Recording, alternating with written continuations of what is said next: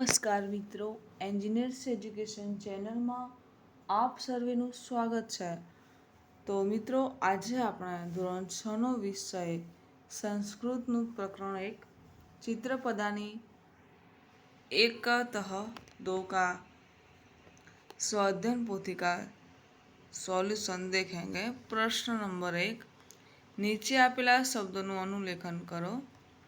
તો આપણે એ શબ્દોને વાંચવાના છે, બરાબર. સંસ્કૃતમાં પ્રથમ છે ગદર્ભ, 2 મકરઃ, 3 નકુલઃ, 4 સર્પઃ, 5 उत्पीठिका, 6 पुष्पदानी, 7 पेटिका, 8 चुल्ली, 9 घटी અને 10 સ્થાલિકા.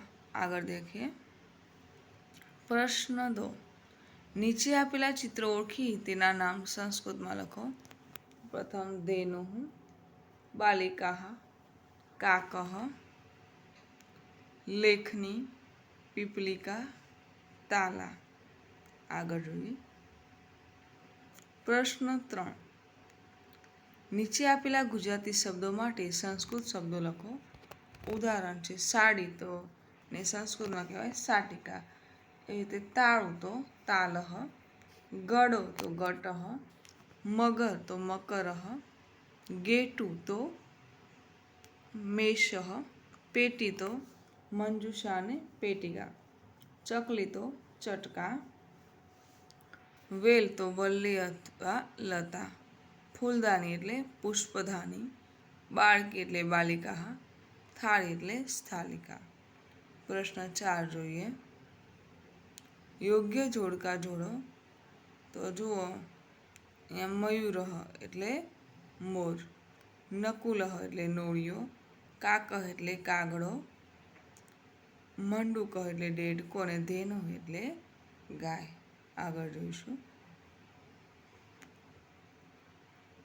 પ્રશ્ન 5, કૌંસમાં આપેલા શબ્દોનું સજીવ અને નિર્જીવમાં વર્ગીકરણ કરો.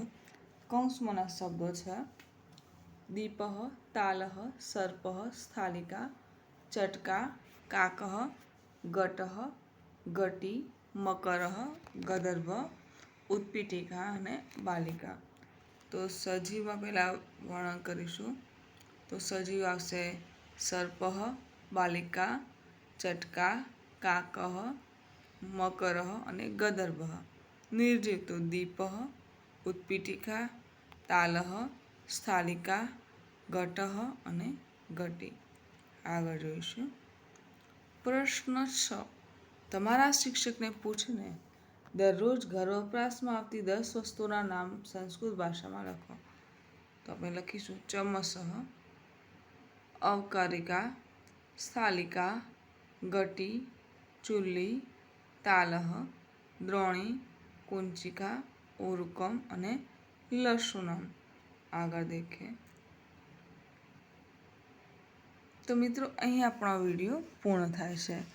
તો જો આપને મારો વિડીયો ગમ્યો હોય તો વિડીયોને લાઈક કરો, શેર કરો અને મારી ચેનલ એન્જિનિયર્સ એજ્યુકેશનમાં જો આપ નવા હોય અને હજુ સુધી મારી ચેનલને સબસ્ક્રાઈબ ના કરી હોય તો મારી ચેનલ એન્જિનિયર્સ એજ્યુકેશનને સબસ્ક્રાઈબ કરો અને જોતા રહો આવનાર નવા વિડીયો.